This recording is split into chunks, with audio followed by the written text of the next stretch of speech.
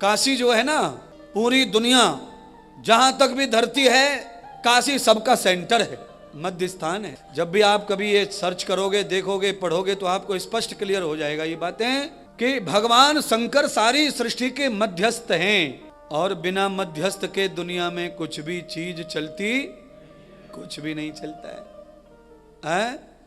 मध्यस्थता भगवान शंकर ने की। और जब भगवान पंचकोशी में विश्वनाथ के रूप में, परमेश्वर के रूप में प्रकट हुए तो माता पार्वती और स्वयं गंगा साथ में आई। तब भगवान कहते हैं, तभी भगवान श्री हरि की आज्ञा से मैंने श्री ब्रह्मा जी को सृष्टि प्रजनन करने का उपयोग बताया, ज्ञान दिया, ब्रह्मा जी को उपदेश किया। और उसी उपदेश के कारण भगवान ब्रह्मा ने सृष्टि की, मेरे प्रभु ने पालन किया और मैंने सृष्टि के कल्याण का काम अपने हाथ में लिया मध्यस्थ होकर। तो मेरे बंधुओं, परमेश्वर महादेव, विश्वनाथ महादेव का महात्म भी भगवान शंकर ने पार्वती को बताया। तो कहा, निश्चला निर्द्वंद कृता दुहिता दुर्जनम सखा। पंचकोशी यानी कि काशी के 5 किलोमीटर के, 5 कोस के एरिया में, 5 किलोमीटर नहीं, माफ कर देना, 5 कोस, पंचकोशी। तो भगवान शंकर पार्वती को कह रहे हैं कि मेरा धाम जो निश्चित है वो काशी है, और काशी के 5 कोस के एरिया में अगर कोई चांडाल भी जो मुझे गालियां देता हो, अगर उसकी भी डेथ हो जाती है तो वो मेरे लोक को प्राप्त हो जाता है। आभ्यांत कृतम जाताम वेदो शंकरम तथा दुहिता दुर्जना सखी। यानी कोई स्त्री दुर्चरित्रा है, वैश्या है, और वो मेरे इस 5 कोस के एरिया में मर जाए तो उसे मेरी पार्वती के सखी बनने का अवसर मिल जाता है।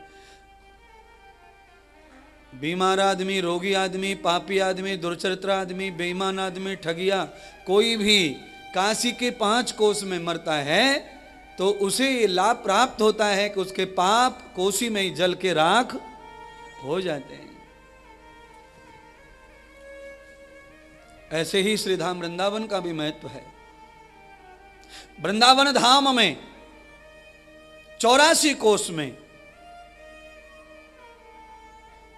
कोई भी पापी दुर्चरित्र शरीर त्याग देता है तो उसे भक्ति प्राप्त होती है, मुक्ति प्राप्त होती है। ये श्री वृंदावन धाम का महत्व है महाराज।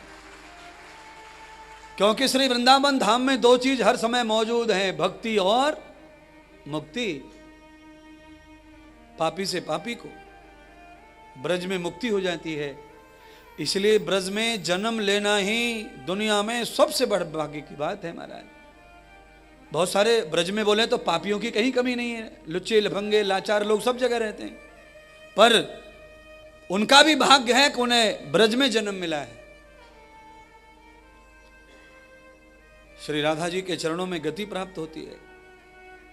बिना भक्ति के भक्ति का फल ब्रजवासियों को मिलता है। इसीलिए कहते हैं ब्रज के महतर को, ब्रज में नाली साफ करने वाले ब्रज मंडल के किसी भी व्यक्ति को भी अगर हम तिलक लगा के पूज देते हैं तो भगवान वैकुंठवासी नारायण की पूजा का फल प्राप्त होता है।